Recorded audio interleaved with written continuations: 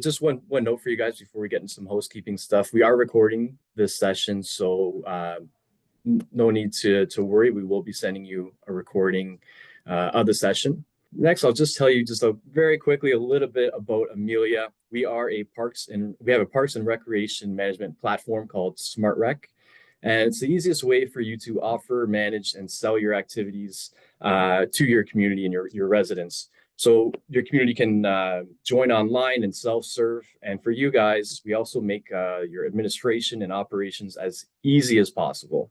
Last little part I want to talk about is we have a ton of resources tailored specifically for you for your professional development at amelia.com/library. Webinars, white papers, all kinds of good stuff. So please go ahead and check it out. But that's not what we're here to talk about today. We're here to talk about you guys and marketing and how we can use that leverage marketing to increase engagement within your community. So two subjects very near and dear to my heart. So with that, I'll move it over to Chris. Thank you, John. I really do appreciate it. Many of you guys know me. I'm Chris. I work for the Woodlands Township, but one of the things I love doing is sharing information about Parks and Recreation in any way I possibly can. So we're starting season 3 of my series, at least.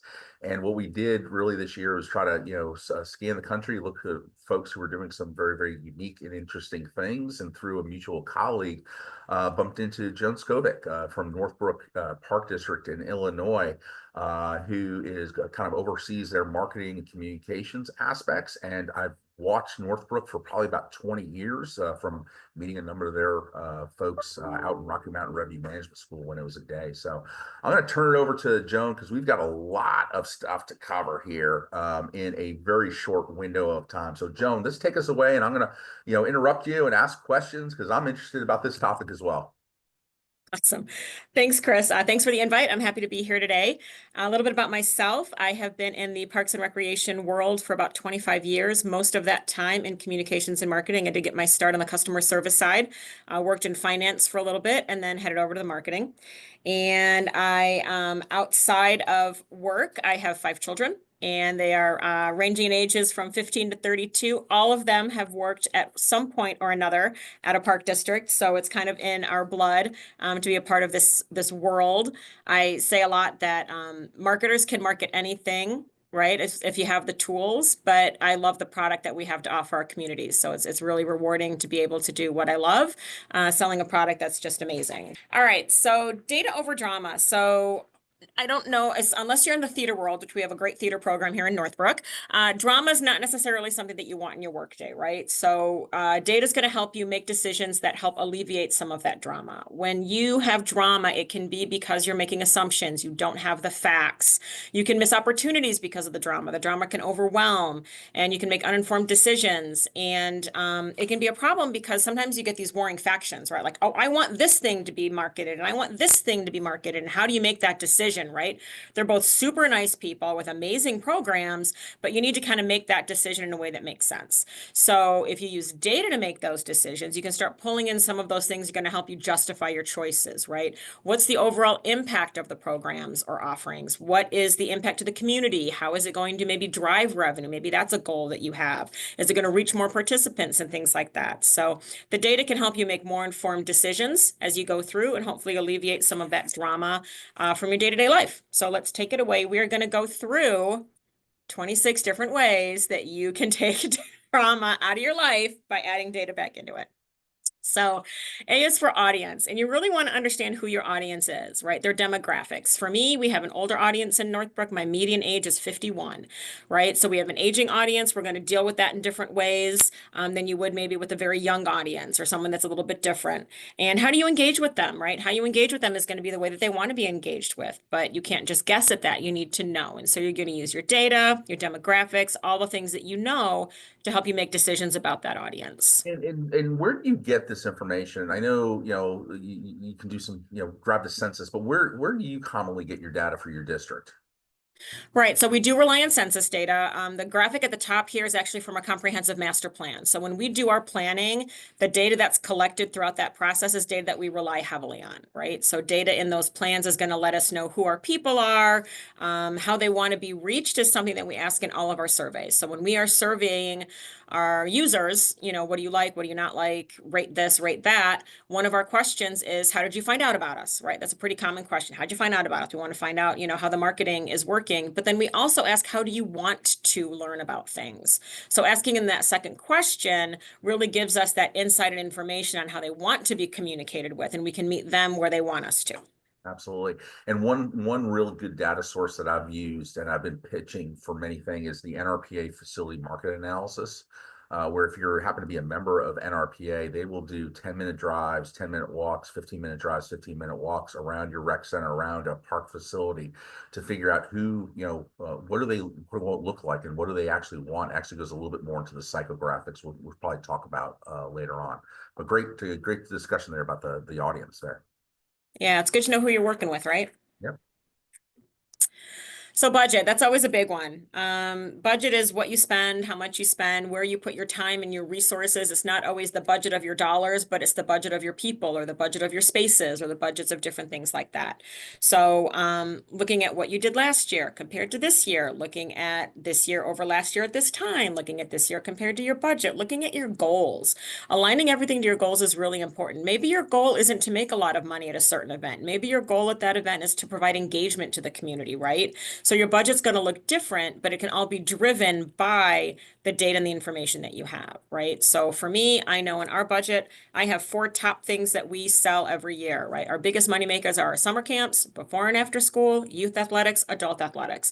Those are our money makers. So you know that a little bit more effort in those areas is going to pay back on the other side, and it kind of warrants putting a little bit more money into your marketing budget for those things. What if you don't have a budget? Yeah, I worked at an agency, Chris, where I had no budget. I was the first marketing person that the district ever had. There was 0 in the marketing budget. We created a website on our own. One of the people I worked with, her daughter was a web designer, so we got that for free, which was pretty great. And you use the things that you can. Social media is a time. An investment of time, but you don't have to spend on ads. You can use it to reach out to people in a way that's going to still get them to your website and get them to register. I think the non-negotiable if you don't have a budget is having a website, and you can build them yourself now. But if you have a little bit of money, I suggest putting it there because that's kind of your hub of information and your hub of engagement. Yeah, and the reason why I asked that is, we've got somebody from Hartford, Vermont, which is a small town, village, whatever, in White River Junction area of Vermont. It's a small town. I think their park operation department last time I remember was like 5 people. So, you might have 5 people just in your marketing group, Right. let alone. And so want to make sure we talk about the big organizations and also the small organizations as well in this discussion. Yeah, absolutely. And I think in smaller organizations like that, and I still use it here, it's really important to engage with the other groups in your community, right? If you work with your schools and you work with your other community groups, that's a really good way to network and get the word out in a way that's organic, and doesn't cost you anything again, but a little bit of your time. So keeping those things in mind helps too. So C is for call to action. So if you don't ask the question, the answer is no. Right? Because the question isn't out there, the question isn't hanging. So you want to make sure that you're asking clear questions that match your overall goals. And if you ask good questions, you can track the results of those questions and you can analyze how you're doing through the data that ensues. So in this instance, this is one of our social graphics that we use on social media, use on our websites. And there are a couple calls to action here, right? One is to register at our website. And that is basically making sure that they know about us and are signing up for camps. And then in this instance, we have a special kind of call to action that was a short range call to action, which is that register by February 17th to get a little bit of savings. So we incorporated this for our summer camps to get people to sign up with us early. A lot of people don't know what they're doing with camps in February. So, getting them to commit now to June is making sure that we have campers to fill our slots. So those calls to action are just super important because otherwise it's just putting information out there and not asking them to do anything in return. So you're just saying, hey, if I just put summer camp out there, we've got a summer camp, but it's, hey, there is something that you need to do, which is the call for action to incite the sale, incite the use of service, right? Yeah, exactly. Exactly. Otherwise, it's just information, Right. which is great. Information and awareness is good, but you still want them to register now that they know about you. So take it that next step. So this is something that Chris and I have talked about. So data analysis. Data is great. Um, Too much data can be a bad thing. Data that sits on a shelf can be a bad thing, right? So you have to be targeted in how you're collecting your data and what data you need for your organization and how you're going to use that data, right? So if it just sits around, you're collecting it to collect it and you're not utilizing it, right? And I really like using data multiple times. So we use the data to create our comprehensive master plan that showed us where our service areas were, that showed us who has access to parks, who's close to things, who's not close to things. But then I use that throughout the years following as we incorporate the plan because it's showing why we made decisions, right? So that data can be utilized again and again. And this graphic on the right here shows that data changes. In 2016, our program guide was the thing. 84% said program guide was the way they found out about us. And friends and neighbors, right? Word of mouth was second. A couple years later, following COVID, seasonal program guide was down. We had stopped mailing for a short period during COVID. We are back to mailing, which we'll get into. And friends and neighbors is gone in 2021. People weren't outside anymore, right? People weren't talking to each other in public. They weren't doing face to face.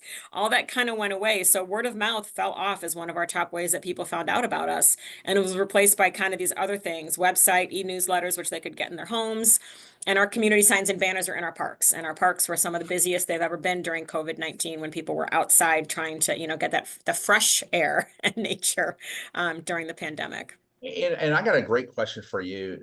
This is from April Allen is what if your organization doesn't have set goals, but key messages are not around things like revenue?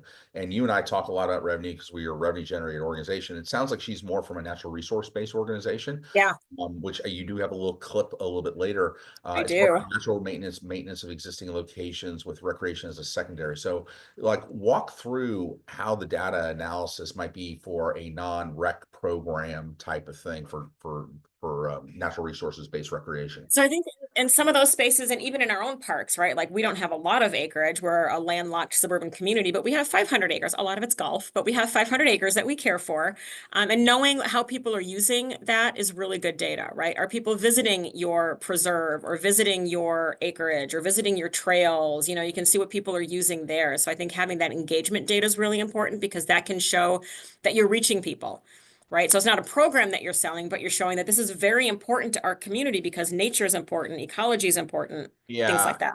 And there was a follow-up question by Amanda is how do you capture this data? And I'm going to kind of give a little bit of an analysis of what we do is, we've got a 2,000 acre preserve sandwiched in the middle of our community. And I think a lot of people have no idea, one, that it's there, and two, of how much use it gets. And so we put, counters at every single trailhead. And we found out that 685 people plus or minus on a daily average clicked, past those things. And we brought back that number of 685 times 365 is like, it's like, man, that's the numbers that we're dealing in. That's why resource allocation is going to be very, very important. So not necessarily a marketing aspect. Then we start looking at the concept, and I know some of you guys went to director school, and I was there, and I gave you this example. But we're leveraging the Placer AI, the city AI type of information, which uses the phones, and it says, oh, by the way, the average dwell time in this park is 60 minutes, and we're like, it's a 2,000 acre park. Why is it only 60 minutes? Well, we started processing through that data and started working through this data and saying, well, we got 25 miles of trails, 2,000 acres, but we have no restrooms, so people get in and out. And so that was the justification behind some of our community members saying, hey, we need to get bathrooms. We need to push for funding for these bathrooms and moving forward. We've got to wait on some, land issues that we have to get ownership of to put the bathrooms on. Got to be close to a sewer, but that's another whole issue. But it's helping us make decisions from there. So I don't want to cut all your thunder out, but those are some things both on the rec side as well as the park side. Yeah, absolutely. And I think that in those spaces, it's really important to engage with people too. And I've got an example of that coming up in a little bit with one of our trails. So yeah, it's definitely data can be applied in so many different ways and gathered in so many different ways. It's really a lot of fun when you get into it. Hopefully we got through April and Amanda's question, and April's got a follow up, and I'll try to get through that in a later section here. Awesome. All right, E is for email marketing. So we do use a paid subscription service for email marketing. We use Constant Contact. You don't have to, right? There are a lot of different ways that you can send out emails without having something that you need to pay for. For us, the email service works. We do a lot of targeted emails. And this is an example. Dragons Love Tacos was one of our shows for our youth theater. We did a very targeted email to a group of people that said, yes, I want theater email information. We had a fantastic open rate of 71%, click rate of 7.5%. Our automated system actually sent out the original email on January 27th, and then we set an automation. If someone hadn't opened it yet on the 30th, they resent it for us. So that email went out 2 times if you hadn't yet seen it. So these are overall statistics for both mailings together. And this resulted, our theater shows have never before been a top page on our website, but Dragons Love Tacos was the #2 page behind our homepage for the month of January this year. And a lot of it, I think, was based on some of these, it's great graphics, obviously, and a great story, but just the fact that we were reaching the people that really were interested in that item very directly. No, you talked about click rates and that type of stuff. What are good click rates for Parks and Recreation, or pass Yeah. open rates and that type of stuff? Yeah, so it can vary, obviously. We benchmark through Constant Contact, we benchmark against the category that is recreation, sports, and entertainment. That's the closest to what we offer as a Parks and Recreation district, right? We're an autonomous district. So industry average for that group is 39.89% open rate. So about 40% open rate. As you can see, I put up a really good example here, 71%, but it was a very targeted email, so that's a good number for us. Click rate is 0.75%. So less than 1% is the You needed average 10 click rate. times the normal click rate. Yeah. But we targeted very carefully people that wanted theater information. It came from the theater email address. It was something that resonated with them. And tickets, we sold the show out. We sold the show out over 3 weeks. So it was great. And the other thing I would say is, I know nothing about Dragons Love Tacos, but it goes to one of my really core beliefs is we've got to cut through the clutter. And it wasn't just seeing Grease again or something Rent, type of thing. It was, what is this? I've got to open this up to figure out what it is, which is just an awesome idea. So frontline staff, your frontline staff are amazing, whether that's the people that are visiting your parks to take care of them or the people that are working at your front desks, the people that are running your programs and actually in the classrooms with the children. They know things, they hear things. Frontline staff are so important to what we do and the customer service that we provide. And I think it's really, really important that we ask for their input. So we are going through a website redesign this year. We are launching a new site in October. I'm really hoping I make it through the next 5 months with this project. But with that, we had our frontline customer service staff in the first kickoff meeting, right? We wanted to know from them, how are our customers using the website? What can we do with our website to make it easier for our customers, to make it easier for you and your job to help our customers? Because they're the ones answering the phones. They're the ones that are, getting the phone call that says, I can't find this program. I don't know how to register for something. So really leaning into that frontline staff and their expertise is going to be key just to the overall customer service. And again, they know the things. So they're great. Yeah, and I just think that they're so close to the customer, and it's not just the one complaint or the one comment, is when you're hearing it multiple times, that there's a trend analysis there, and using that data, because, we're in our office, we're trying to think through things, we're dealing with board meetings and all this type of stuff, but they're really getting that first level of information. Yeah, and that's especially true. My office is nowhere near our recreation centers. So I am not, and my old office was. I mean, there were basketballs bouncing and there were people running up and down the hallways with wagons full of supplies. And, now I'm in kind of an administrative space. So it's definitely different. You don't get the same experiences you do when you're right out there with everybody. Yep. So G is for geotargeting. So geo is in geographic. So again, I had talked about some of our service area things. So this is geographic data that shows where our parks are located and how close people are to the parks, right? So this is it's basically drawing radiuses around each park and overlapping them and kind of showing where the service areas are and where we might have a deficit. And then the bottom graphic is targeting 2 people in a geographic area. So geofencing is something that, again, this one is not cheap for sure. We put some money behind this, but we were having a lot of trouble hiring for our Adventure Campus program.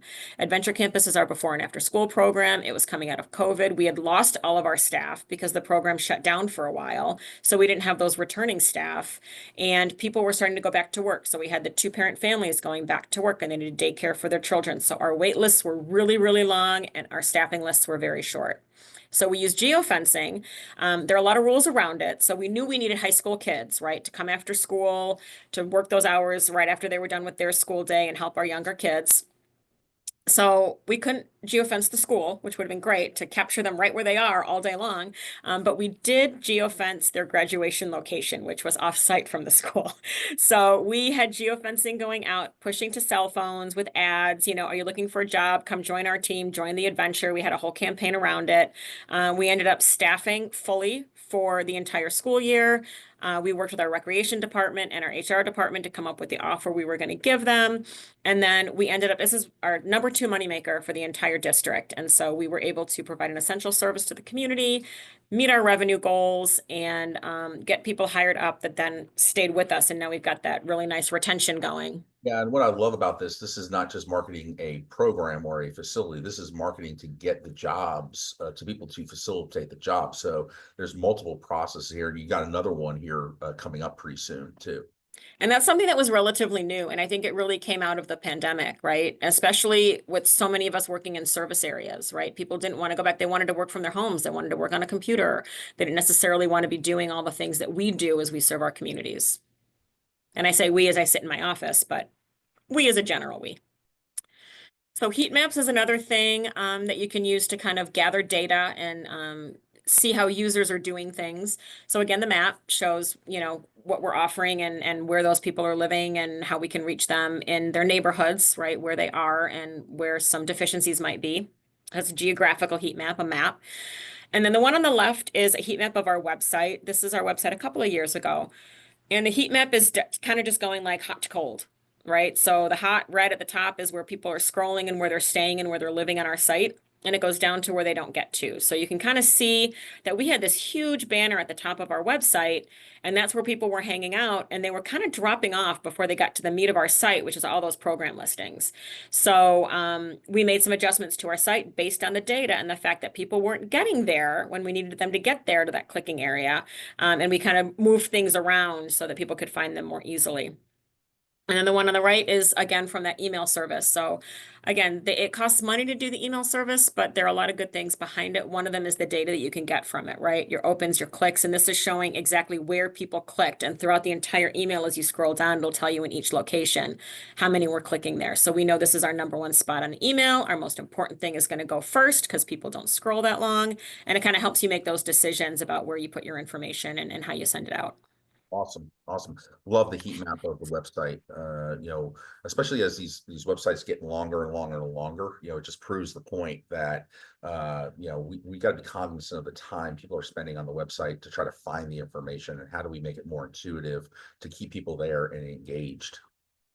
Yeah, definitely. And this one was done, the website one was done with Hotjar. I think they have, if not a free version, they have a free trial. So Hotjar is a tool that you can use to kind of get that data, at least the first time, even if you can't pay for it later. And I'm putting that in the chat too. Perfect. So innovation, so data is all about the numbers, right? But I think you also have to be creative sometimes. So if you're not hitting your numbers, what are you going to do? How are you going to make changes? What are you going to do to meet the needs of, whatever your need happens to be? So again, this was a hiring need that we had. We were about half staffed for our grounds crew. So the crew that goes out and takes care of our parks and picks up the garbage and mows the lawn and makes sure things are safe, gets fields ready, all those kinds of things. We didn't have enough people to work in our grounds crew. So we were in a real pinch coming into summer.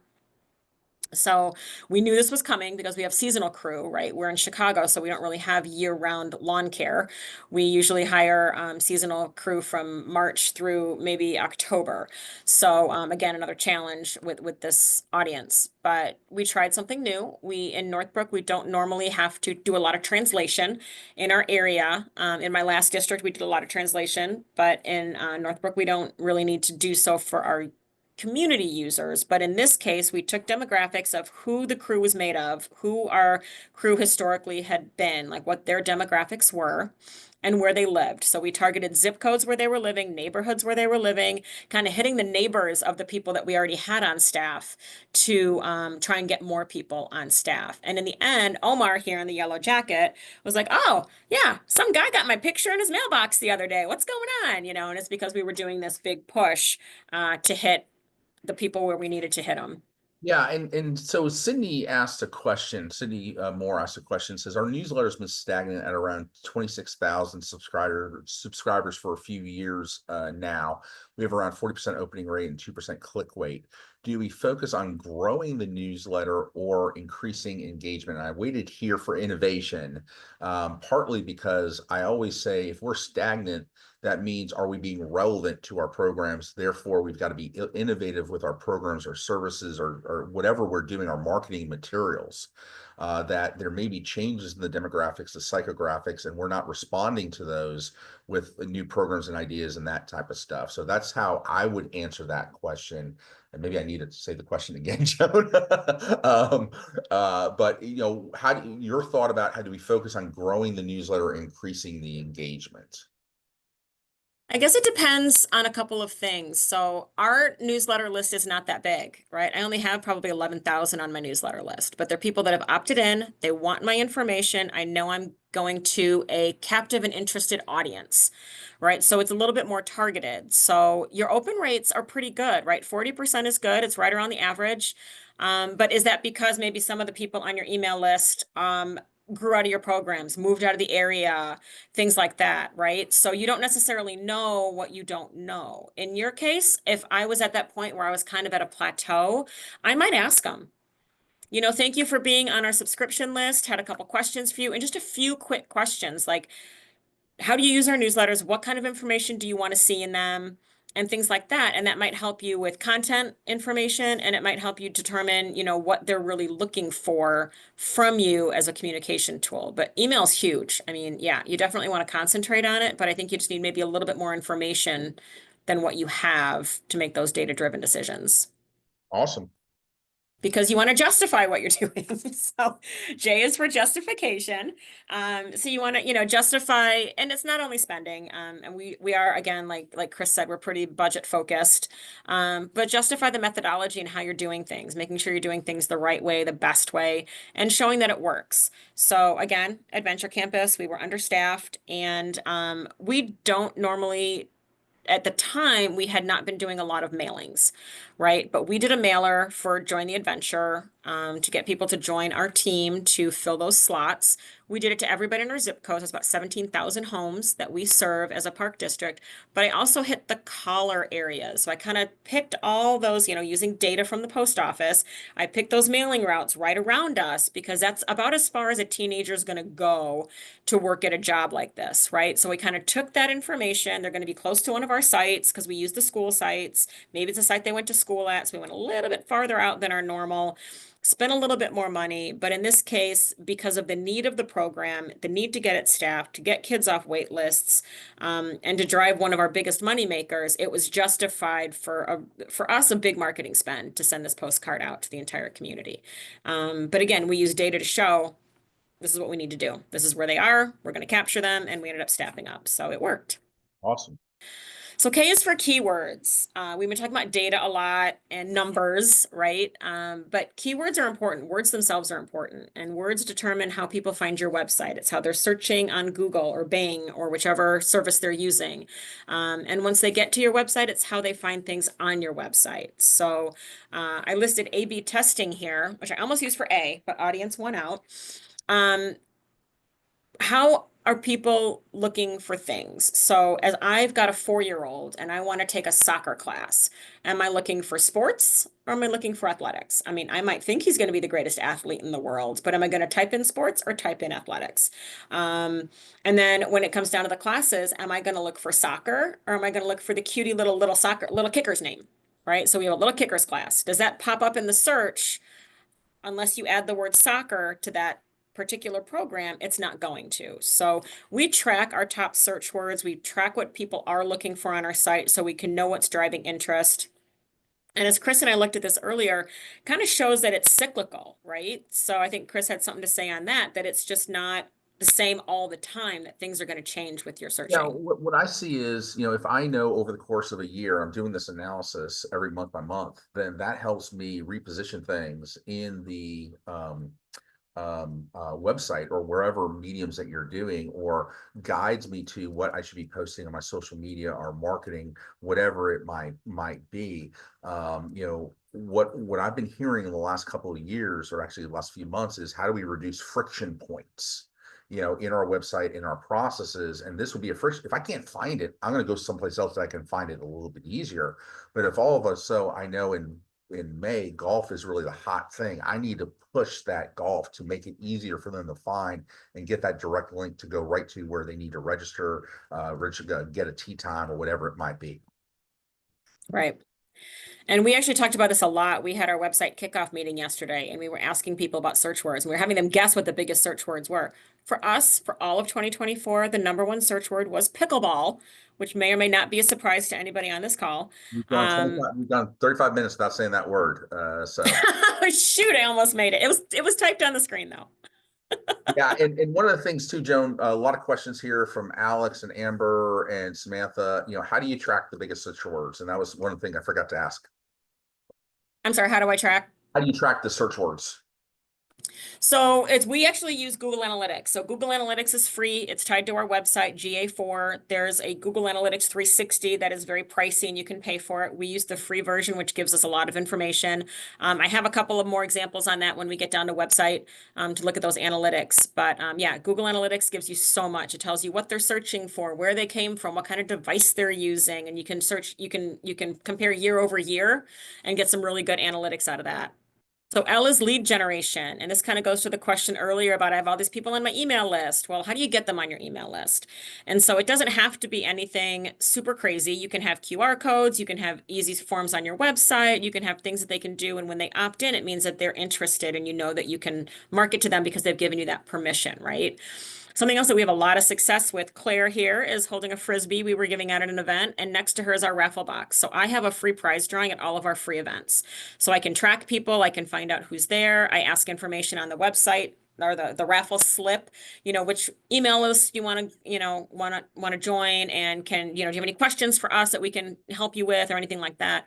We have someone put all those into the database. We get all these new emails into our system, and then we can track if they are doing anything with us, right? So we have that information. We can then take that a step farther and see, are those leads working?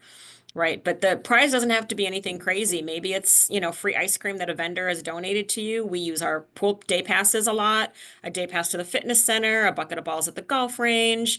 Maybe it could be something like if you are in a park or district, a forest preserve kind of district setting, maybe it's like a free hour with the ranger, ask your questions or something like that, where it's a time thing that might be really interesting to people who are into environment, kind of tap into something that they might like. But again, it doesn't have to be expensive, but they're giving you permission and making it legal for you to market to them, which is always great. So M is for market research. This is a little bit more about what's around you and the people around you. So this is knowing your competition, making sure you're competitive in the market, kind of understanding how you have your strengths and maybe something that you might need to change or adjust or do to help position yourself better amongst your competition.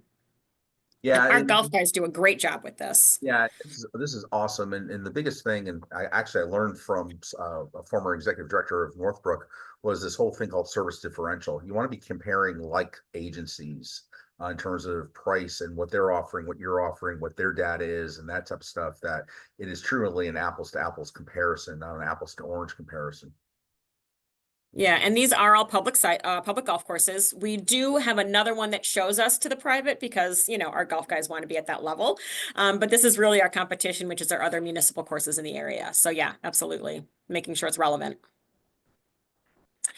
Niche marketing is just specialized or targeted is like another word for that, right? So you are hitting a specific need or population. You're either doing a specific offering or you're targeting them like a specific group that you need to get to. So for us, our athletic camp numbers were a little bit down this year. We figured out that they're moving to a different kind of camp that we're offering. A lot of these athletes are choosing arts this year. So we're trying to figure out how do we get back to getting our athletic numbers up a little bit. So we're doing some really targeted niche marketing. Our supervisors in those areas, Isaac's going to send out an email and Dan's going to send out an email. And these families are going to get emails from the guy that did their soccer schedules. And they're going to know who he is and it's going to be personalized.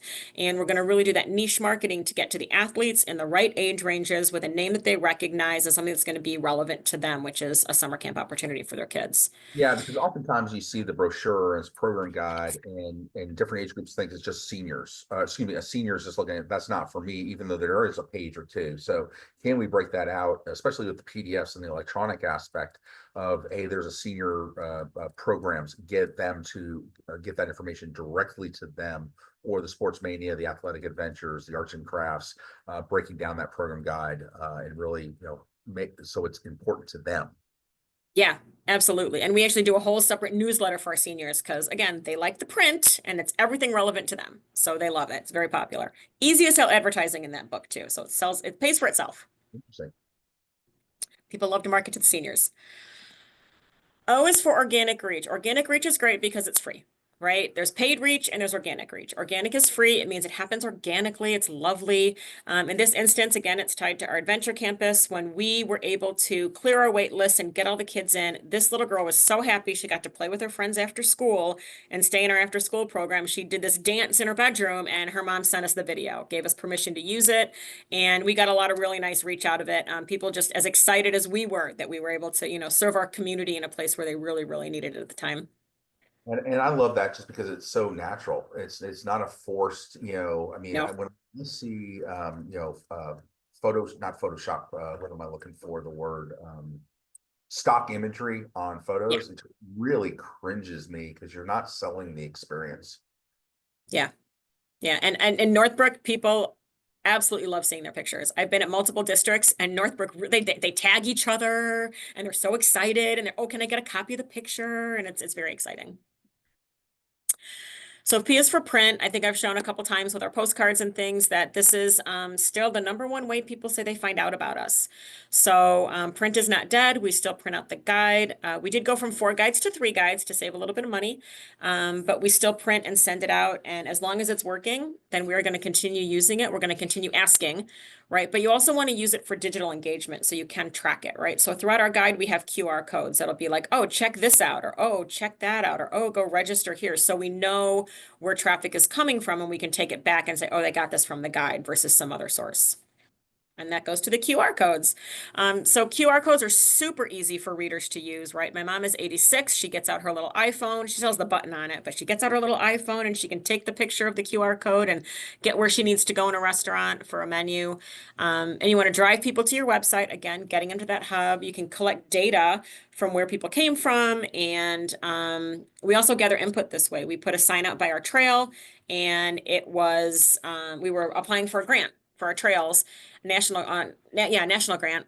And we asked them, we're applying for a grant. Tell us what you think. And so we got input that way and we were able to include those testimonials in our grant application, which kind of gave the storytelling side of things to the day that we were presenting about usage and other things that went with the need for redoing this path. Yeah, and Laura said, how do you track data from the QR codes? We have a program, and I'm sorry, Laura, I don't remember what it is, that will tell us every time it pops, okay?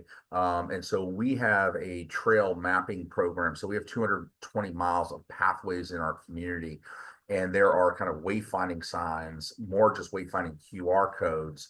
And so we can understand how many times that is being clicked.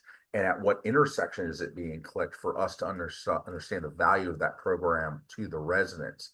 Now, the comment that I would say about QR codes, our IT department absolutely hates them because of security risks. But one of the security risks that we had just actually earlier this week was somebody tried to put a cover on one of our QR codes and it went to kind of not the greatest website. We'll just leave it at that. Joan and I were talking in the pre-show and we do the same thing where the middle of that QR code is our respective logo. So now we can say to ourselves, hey, that's not somebody, sabotaged us and that type of stuff. So of course we went out and removed the logo and all that type of stuff, but just some quick things. I really like them because it's instantaneous data collection for us. So dynamic QR codes are key. We use hover code, which ties into Canva. Awesome. Thank you, April, there. Do you pay for a program that in tax enables you to track data? Whatever the QR code program really costs us for. And Elizabeth just talked about Generator Pro. So a couple different options for you guys to look at. Is it right for your respective community? Joan? Yeah, Bitly is one as well. Bitly will give you QR I just codes. came up. If you use SurveyMonkey, SurveyMonkey will give you a QR code to your survey. They give you the link to your survey, and they'll also give you a free QR code to your survey. So there are a lot of ways to generate them nowadays. A lot of free options. Just make sure you're using something that's reputable. So R is for reset. Not everything is going to work, right? So not everything is going to be perfection. So one of the questions we asked in our website design when we were talking to our staff is how easy is it for customers to find what they're looking for on our website? And 25% of our staff felt that customers have a difficult time finding things on our website. So that's a huge issue. 25% of people, our staff feel, are not getting what they need out of our website. So we need to work on our search. We need to work on what the page looks like. We need to work on how things are organized. So having this baseline data is going to help us make decisions to help make that whole process easier. So we have a website. It's a great website. It's aging out, which is why we're looking at doing the redesign on it. But sometimes you just have to take a reset and take a step back and not being afraid to do that. And especially if the data is showing it, right? Our data is showing people are having issues. We need to address that, right? So maybe what we're doing isn't exactly perfect. Oh, here's Chris's social media. So this is a great example from a forest preserve district. So social media should always drive to your website, right? Your website is your 24/7 hub of information. It's always there. It's always available. But on social media, when we try and do salesy things on social media, it doesn't always work very well, right? It doesn't get the likes and the shares and all the engagement. When we do engaging things on our website, pictures of people or recap from an event, things like that, they love it. So this is a fantastic example. If you have not yet seen it, please go watch the life cycle of a 17-year cicada from the Forest Preserve District of DuPage County. It's out in the collar counties of Chicago, and they did a cicada video. Their staff were crawling out of holes and climbing up into trees like the cicadas do and going through mating dances together. And throughout it all, Tom, their ecology supervisor, was doing this NPR PBS, documentary voice over it all. And the life cycle of the cicada in 17 years, they'll be emerging from and it was absolutely amazing. They have 91,000 views on the video. It went viral here in Chicagoland. I know it left our area as well. But it's a great way to show that while they're not selling programs necessarily, this is hitting their goals. One of their goals is education, engaging with the community, providing environmental information. So all of that was really done super well with this video on social. Yeah, one of the questions I have is, I see this as a 2-minute, 48-second video, and we're challenged with attention spans in our society. Is that too long, too short? What are your thoughts on that, especially through a social media platform?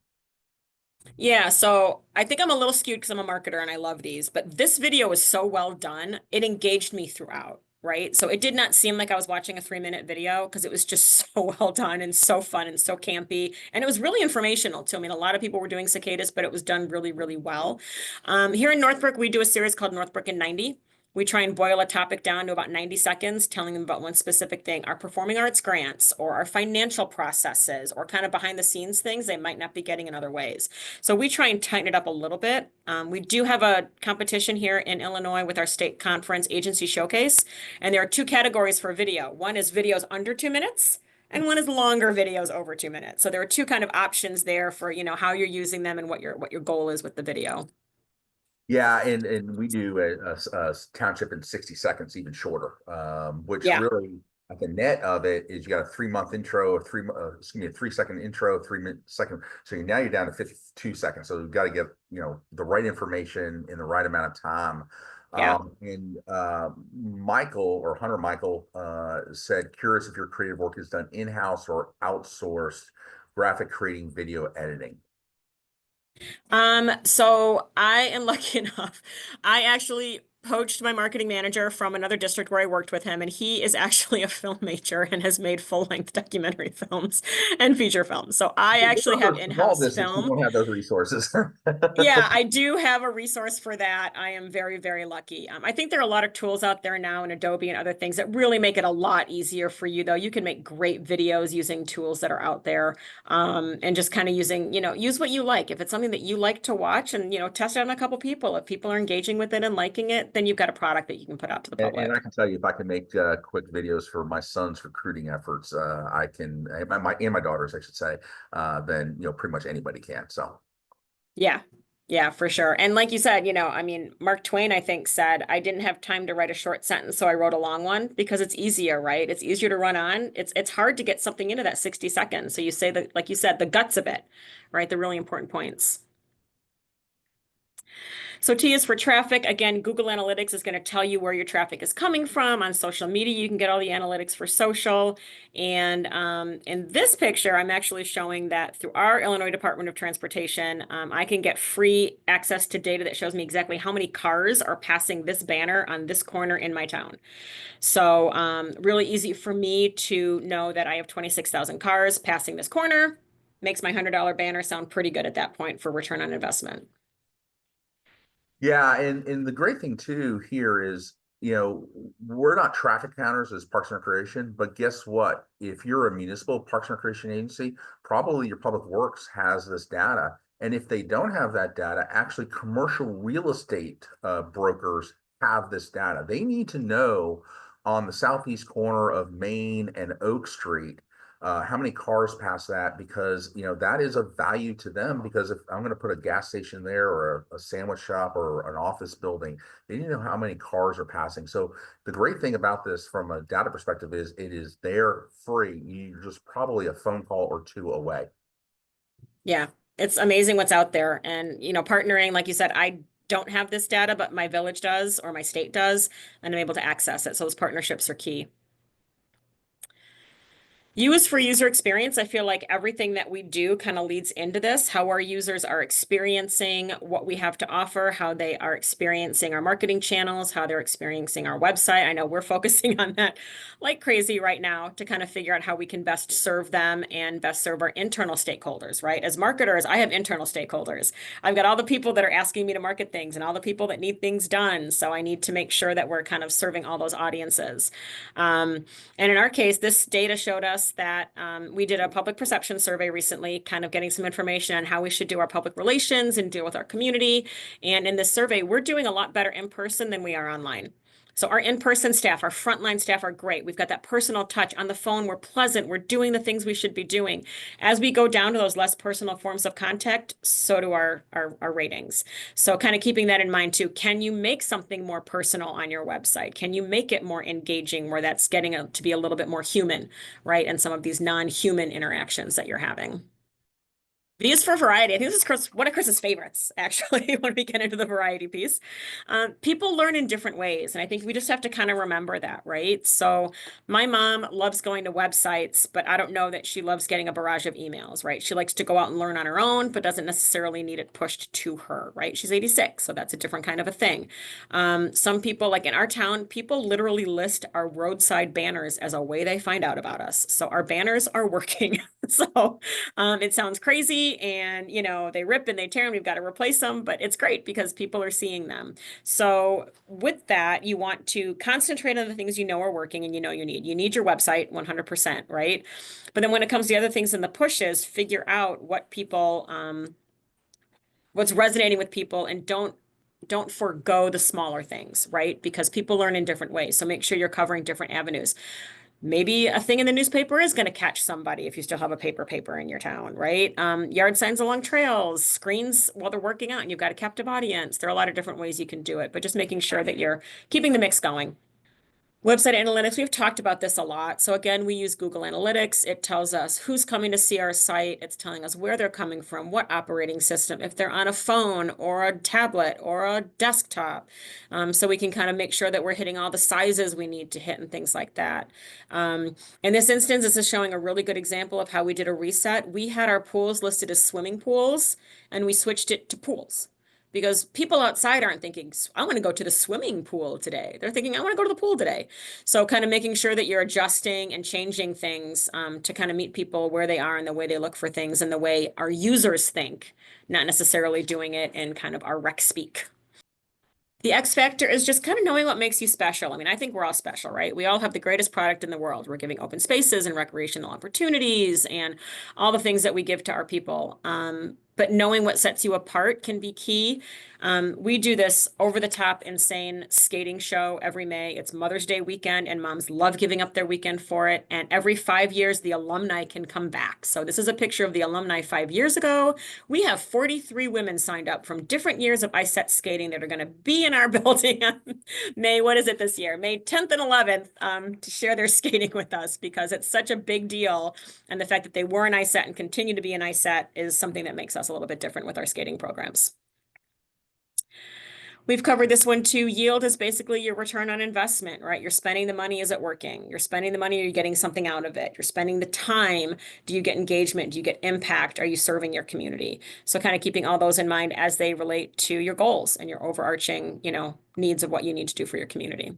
It's really just a giant funnel of how much, what are you going to put in terms of time, effort, not necessarily dollars, but time, effort, and how does that go into program participation numbers or facility usage or the trail counters that we talked about. Yeah. And just, seeing the in and the out. Yeah. Funnel's a great way to look at it. That's perfect. And then zero party data, I needed a Z, so here it is to end this up. Zero party data just means that it's not third party, it's not second party, it's not something else someone gave me about so-and-so, it's not the telephone chain, it's the person is giving me data themselves. So they are telling me, yes, I want information. Yes, I want a tour of your facility. Yes, I want your email.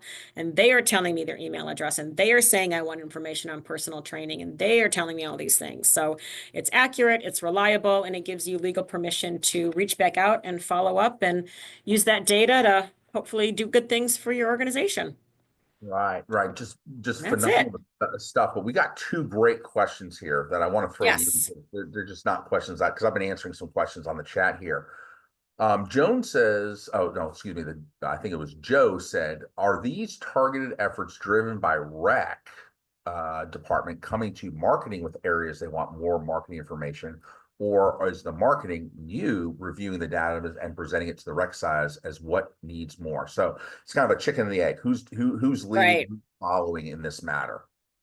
Right. So in our biggest areas, I have a monthly camp meeting. So we have a monthly camp meeting with the camp directors and the marketing team. So we got together, we're past our early registration, we're past our, savings deadline.